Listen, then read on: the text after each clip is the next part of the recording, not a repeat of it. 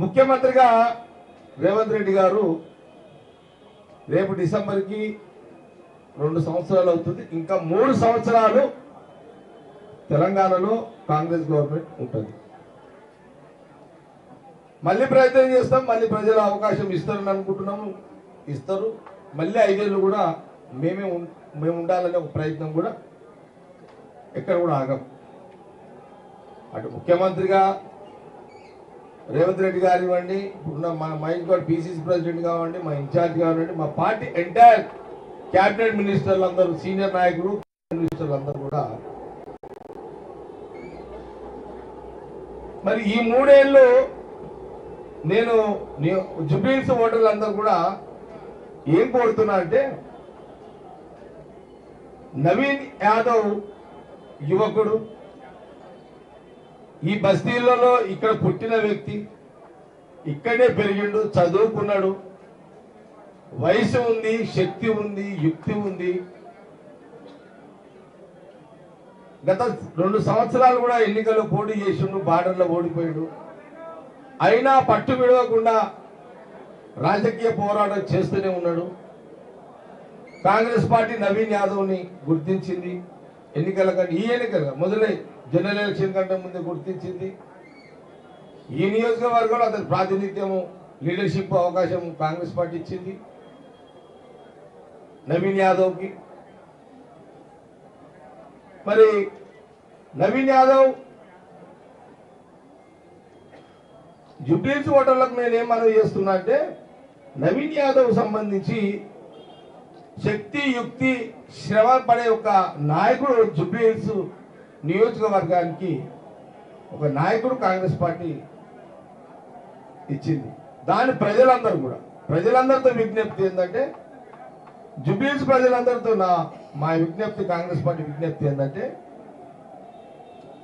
ముఖ్యమంత్రిగా రేవంత్ రెడ్డి గారు 3 ఏళ్ళు కాంగ్రెస్ గవర్నమెంట్ ఉంటుంది, ఇంకా 3 ఏళ్ళు ముఖ్యమంత్రి ఆయనే ఉంటాడు. జుబ్లీహిల్స్ అభ్యర్థిగా నవీన్ యాదవ్ జుబ్లీహిల్స్ ఓటర్స్ ప్రజలు గెలిపిస్తే ఈ 3 ఏళ్ళు ఈ జుబ్లీహిల్స్ లో జరగాల్సిన పనులు ఏమున్నా సరే అవన్నీ కూడా నవీన్ యాదవ్ ద్వారా, ముఖ్యమంత్రి రేవంత్ రెడ్డి గారి ద్వారా కాంగ్రెస్ గవర్నమెంట్ పనులు చేయించి పెట్టడం జరుగుతుంది. జుబ్లీహిల్స్ ఓటర్స్ కి ఒక విషయాన్ని ఏమి ఆలోచన చేయమంటున్నా అంటే, మాకు పూర్తి విశ్వాసం ఉంది, మాకు పూర్తి నమ్మకం ఉంది. జుబ్లీహిల్స్ ఓటర్స్ నవీన్ యాదవ్ని, కాంగ్రెస్ అభ్యర్థి నవీన్ యాదవ్ని తప్పకుండా గెలిపిస్తారని ఒక విశ్వాసం మాకుంది. ఎందుకుంది అని అంటే,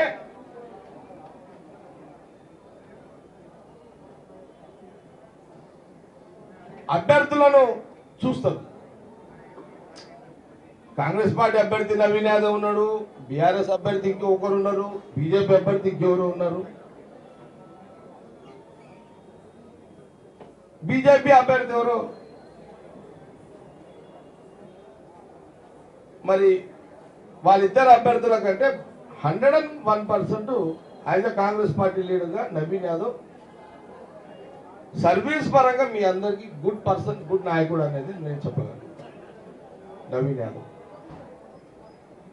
నేను జుబ్లీహిల్స్ ఓటర్లందరూ కూడా ఒకసారి ఆలోచన చేయమని ఏమని ఆలోచించేయమంటున్నా అంటే, తప్పిదారిన ఇన్ కేస్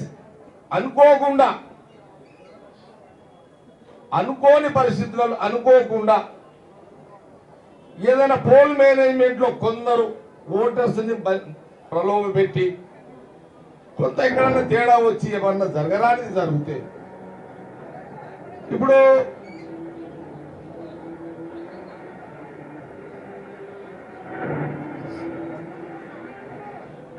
హరి ఎవరన్నా నూరుకుండా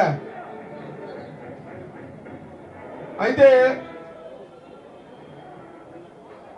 ఇప్పుడు సపోజ్ రూలింగ్ పార్టీ ఇప్పుడు నవీన్ యాదవ్ ఉన్నాడు, నవీన్ యాదవ్ కాంగ్రెస్ అభ్యర్థిగా నవీన్ యాదవ్ ని గెలిపించుకుంటే నవీన్ యాదవ్ ఏం చేస్తాడు? రోజు ముఖ్యమంత్రి రేవంత్ రెడ్డి దగ్గర కూర్చొని, అన్నా నాకు ఈ పని ఉంది, ఆ బస్తీలో ఈ పని ఉంది, ఆ కాలనీలో ఈ పని ఉంది, ఈ కాలనీలో ఈ పని ఉంది అని ఈ 3 ఏళ్ళు మీ పనులు చేసి పెడతారు. ఇప్పుడు అపోజిషన్ వాళ్ళకి అవకాశం ఇచ్చింది అనుకోకుండా మీరు ఎవరికైనా ఆయన ఎందుకు పనికి వస్తారు, వాళ్ళు ఎందుకు ఏ పని చేయగలుగుతారు? రూలింగ్ పార్టీ ఉన్న ముఖ్యమంత్రి రేవంత్ రెడ్డి గారు అపోజిషన్ పార్టీ ఎమ్మెల్యే ఏం చేయగలుగుతాడు? అడగలేడు కదా పనులు అయితే. అలా ముఖ్యమంత్రి రేవంత్ రెడ్డి గారి కదా పోలేడు కదా. అదే నవీన్ యాదవ్ ఎమ్మెల్యే గెలిపించుకుంటే ముఖ్యమంత్రి రేవంత్ రెడ్డి గారు కూడా ఆయన కూడా ఏమొస్తుంది, ఆయన ఇప్పటికి బహుశా ఇంచుమించు నియోజకవర్గం అంతా కూడా అప్పీల్ చేసిండు. ముఖ్యమంత్రి రేవంత్ రెడ్డిగా అప్పీల్ ఏం చేసిండు, నవీన్ యాదవ్ గెలిపేవాడిని మీకు అండగా నేను ఉంటాను కూడా ఆయన చాలా స్పష్టంగా చెప్పాడు. నేను టీవీలలో రోజు చూస్తున్నా లైవ్లో చాలా స్పష్టంగా చెప్పిండు. ఇప్పుడు ముఖ్యమంత్రి గారి యొక్క రేవంత్ రెడ్డి గారి యొక్క అప్పీల్ జుబ్లీహిల్స్ ఓటర్స్ మనసుతో ఆలోచన చేసి ఆయనని నవీన్ యాదవ్ గెలిపించుకున్నట్టయితే సీఎం రేవంత్ రెడ్డి గారు హ్యాపీగా ఫీల్ అయ్యి అరే నా మాట గౌరవం ఇచ్చిరు, నేను పనులు చేసి పడాల్సిన బాధ్యత నాకు పెంచిరు అంటే, లేకపోతే చెయ్యాలని అర్థం కాదు. ఇంటోనికి పాలేరుకు తేడా అయితే ఉంటుంది కదా. ఇంటోనికి పాలేరుకు తేడా ఉంటుంది. కుసాయిస్తాడు, పాలేరు కుసాయిస్తాడా? అంతే కదా. ఇంటోడు అయితేనేమో డైరెక్ట్ గా బెడ్రూమ్ లో కూడా పోతాడు, పాలోడు గేట్లో నిలబడి వచ్చిందని చెప్తాడు. తేడా ఉంటుంది, పాలోనికి ఇంటోనికి తేడా ఉంటుంది. ఇప్పుడు నవీన్ యాదవ్ గెలిపించుకుంటే జుబ్లీహిల్స్ ఓటర్స్ నవీన్ యాదవ్ ఇంటోడు అవుతాడు, ఇంట్లో ముఖ్యమంత్రి రేవంత్ రెడ్డి ఇంట్లోకి దూరుతాడు, పనులు చేసుకొని వస్తాడు.